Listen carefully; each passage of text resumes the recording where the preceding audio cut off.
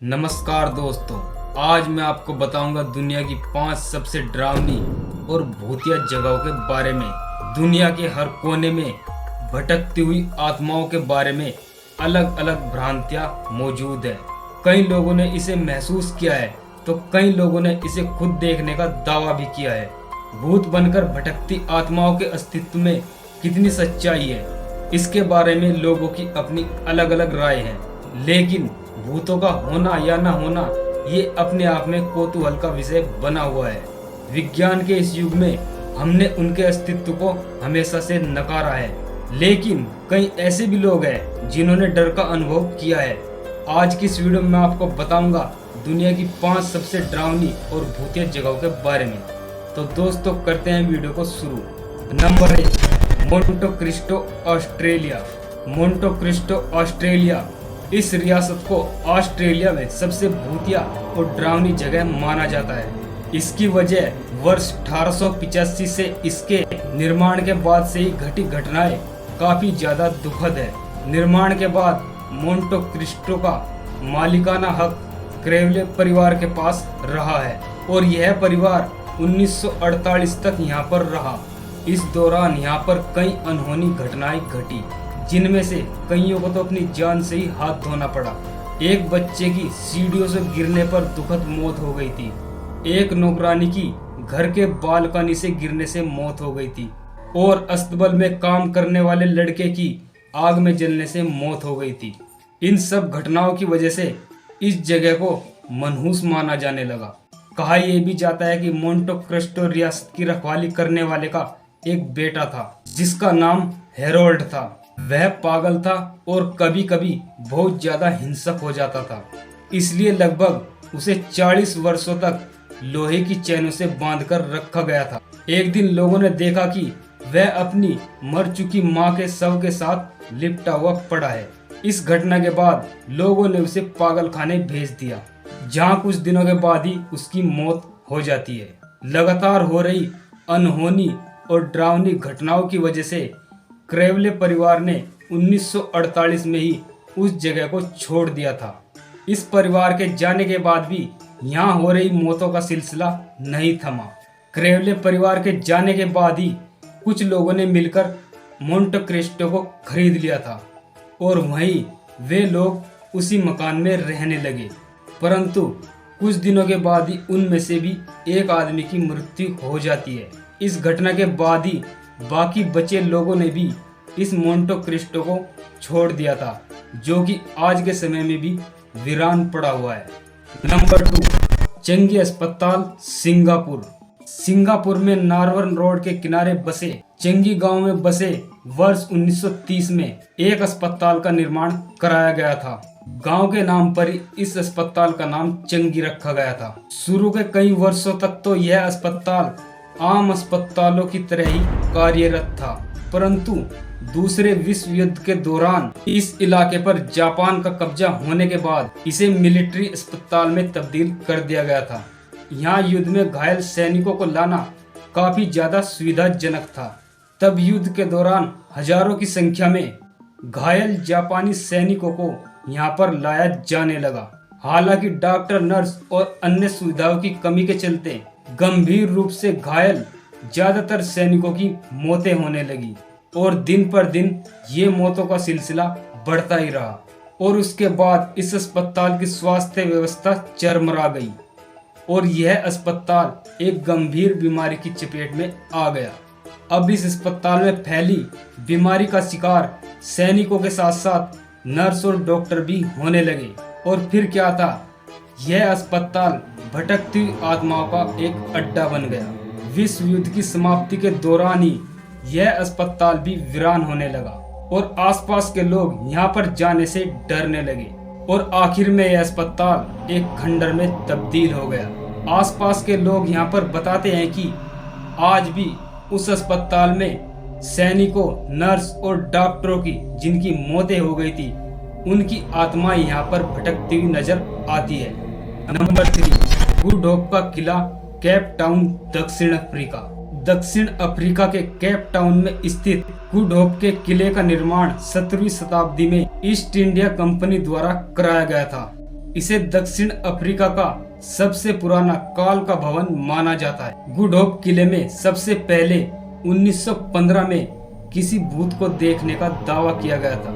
कहा जाता है कि कई लोगों ने किसी लंबे कद के व्यक्ति को इस किले की दीवार पर इधर उधर कूदते और फांदते हुए देखा था और उसे देखे जाने का यह क्रम कई हफ्तों तक चलता रहा, मगर वह उसके बाद कुछ दिनों तक तो दिखा, परंतु उसके बाद वो कभी भी किसी को नहीं दिखाई दिया।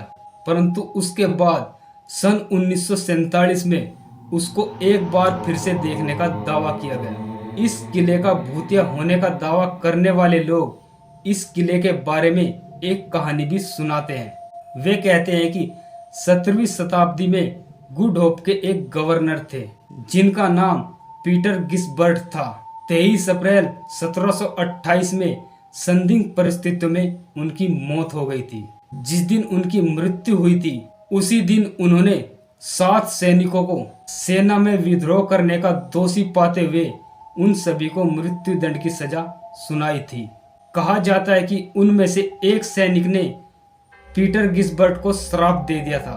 बाद में ठीक उसी दिन पीटर गिसबर्ट को अपने ऑफिस में मृत पाया गया था। मृत पीटर गिसबर्ट की आंखों को देखकर दावा किया गया कि उनकी मृत्यु किसी खौफनाक दृश्य को देखने से हुई है।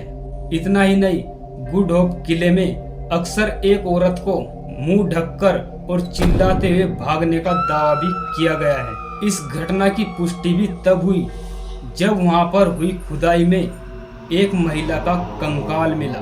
इसके बाद लोगों ने फिर उस औरत को वहां पर कभी भी नहीं देखा। इसके अलावा गुड होप किले से कई और भी डरावनी कहानियां जुड़ी हुई है। कहा जाता है कि 17वीं शताब्दी में ही किसी ने उस किले के घंटा घर से ही लटक कर आत्महत्या कर ली थी। इस घटना के बाद से ही उस घंटा घर को बंद कर दिया गया था, परंतु आज भी उस घंटा घर में लगा घंटा अपने आप ही जोर जोर से बजने लग जाता है और फिर कुछ देर के बाद वहां पर शांति छा जाती है। Number 4, suicide forest Aokigahara, Japan. क्या आप विश्वास करेंगे कि दुनिया में एक ऐसी भी जगह है जहां जाने के बाद लोग खुदकुशी करने के लिए प्रेरित होते हैं और खुदकुशी करते भी है। आपको विश्वास हो या ना हो, मगर एक ऐसी जगह भी है और वह है जापान में माउंट फूजी की तलहटी में बसा ओकिगारा का जंगल। दुनिया में सुसाइड फॉरेस्ट के नाम से फेमस इस जंगल में हर साल सैकड़ों की संख्या में लोग आत्महत्या करने के लिए आते हैं। हालांकि अभी तक यह पता नहीं लगाया जा सका कि यहाँ पर खुदकुशी करने लोग क्यों आते हैं और इसकी वजह क्या है, परंतु यहाँ पर मरने वालों की तादाद इतनी अधिक हो जाती है कि लाशों को हटाने के लिए हर साल पुलिस को एक अभियान चलाना पड़ता है। आतंक के डर से पुलिस यहाँ मरने वालों के आंकड़े लगातार छुपाती रहती है और उनके आंकड़े जारी करने से भी बचती है। अभी तक सिर्फ एक बार वर्ष 2004 में सुसाइड फॉरेस्ट में खुदकुशी करने वालों का आंकड़ा जारी किया गया था, जिसमें कहा गया था कि इस जंगल में केवल 108 लाशें मिली है। हालांकि लोगों को खुदकुशी करने से रोकने के लिए प्रशासन ने यहाँ पर चेतावनी बोर्ड भी लगा रखे हैं, जिस पर यहाँ आने वाले लोगों से खुदकुशी ना करने की अपील की गई है।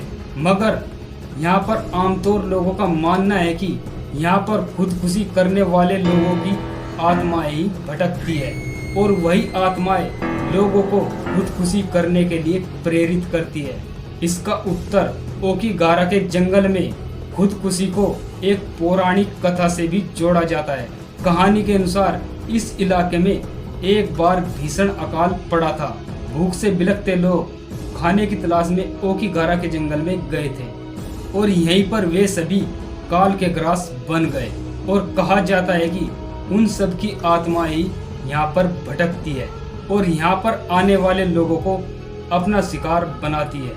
नंबर 5, गुडियो का द्वीप, मैक्सिको, डोल आइसलैंड, मैक्सिको।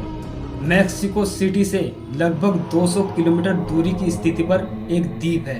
प्राकृतिक छटा से भरपूर यह जगह पर्यटकों के लिए आकर्षण का केंद्र होने के बावजूद भी लोग यहाँ पर जाने से डरते हैं। इसकी वजह है द्वीप के पेड़ों पर लटकी गुड़ियों का झुंड। ये डॉल्स कोई साधारण डॉल्स नहीं है, बल्कि सभी विकृत है और जो लोगों को बहुत ही खतरनाक अंदाज में घूरती हुई नजर आती है। इन गुड़ियों पर नजर जाते ही लोग डर के मारे कांपने लग जाते हैं। इस द्वीप पर गुड़ियों का बसेरा होने के पीछे एक कहानी है। वर्षों पहले डॉल जूलियन संटारा बसेरा अपनी पत्नी सहित इस सुनसान द्वीप पर रहने के लिए आए थे। यहाँ पर उन्होंने अपना बसेरा बनाया और अचानक उन्हें एक दिन पास में ही बह रहे एक नाले में उन्हें एक बच्ची की लाश मिली। उन्होंने उस लाश को नाले से निकालकर दफना दिया। इसके बाद वो अजीब अजीब हरकतें करने लगी।